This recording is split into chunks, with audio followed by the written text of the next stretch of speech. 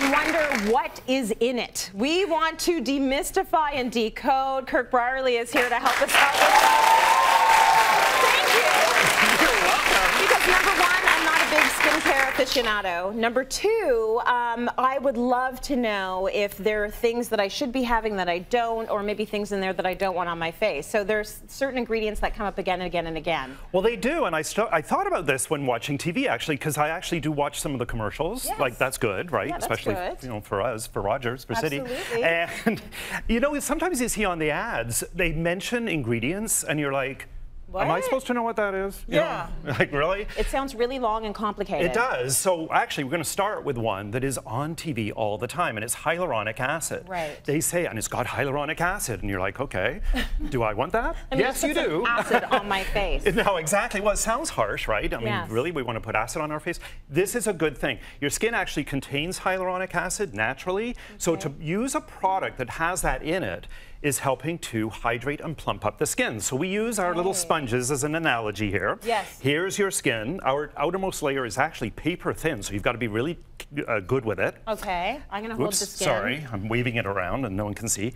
Hyaluronic acid is like giving it a drink of water, and it's going to plump that skin right up. Okay, so if we do Look it at this that. way. Yeah. I mean, what do you want? That or that? Or this, yeah. Right? Nice you plump want this skin. one. So nice, plump, firm, healthy looking skin. And that's what it's all about. So any product you see out there, and there's a whole load of them that say that name, or it sometimes says sodium hyaluronate. Okay. Similar, not exactly the same, but does the same thing more or less. Okay. Look for that. So it's a good thing. It is a good thing. All right, antioxidants is another thing you see in a lot of different ingredients. I would assume this is a good thing because we hear all the time that we want Well, yeah, that. and you know, if you think about what's good for you internally, that can be very good for you on your skin as well. Right. So antioxidants, absolutely. And you know, we think about vitamins.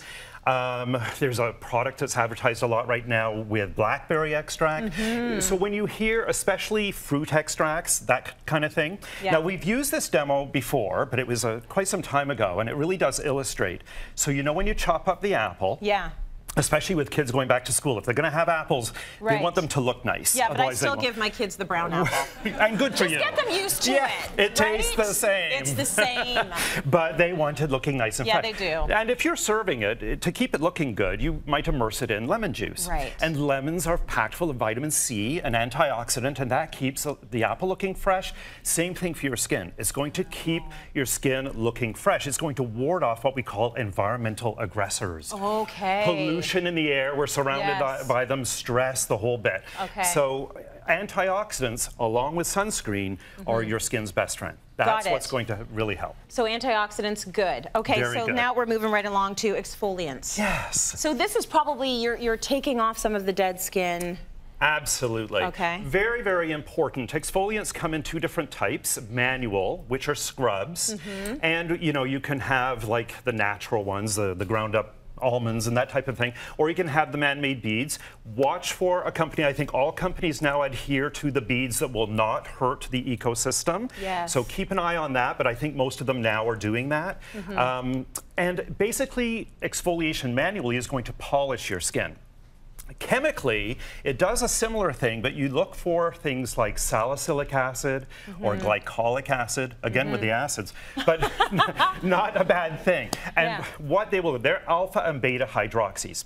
And what these will do is chemically release the dead skin and help your skin absorb. So here's an example, yet another little example. So say you're putting, whoops, sorry, wrong one. Say you're putting your oil on unexfoliated skin.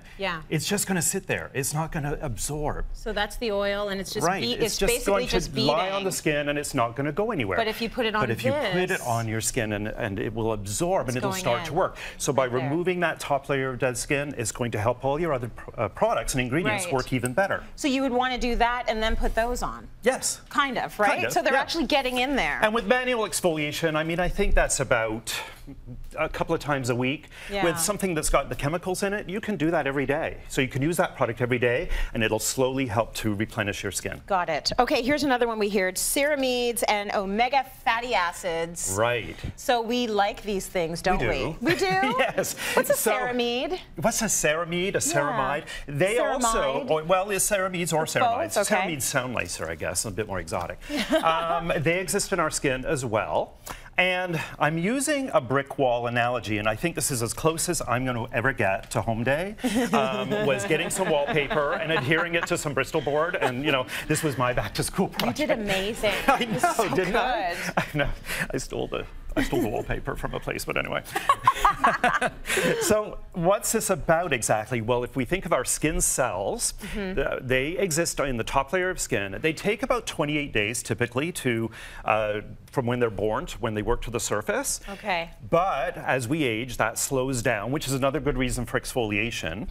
But to keep your moisture barrier healthy, yes, you want to have the lipids help adhere to the skin cells and keep a strong moisture barrier. Okay. And that's like the bricks and the mortar in the wall. The bricks are the cells, the mortar is the lipids. And you want ingredients that are going to strengthen that moisture barrier. And that's what ceramides, especially ceramide 1 and omega fatty acids will do, is strengthen that moisture barrier. Oh, really good. Okay, that's a good little skincare 101. Thank you for that.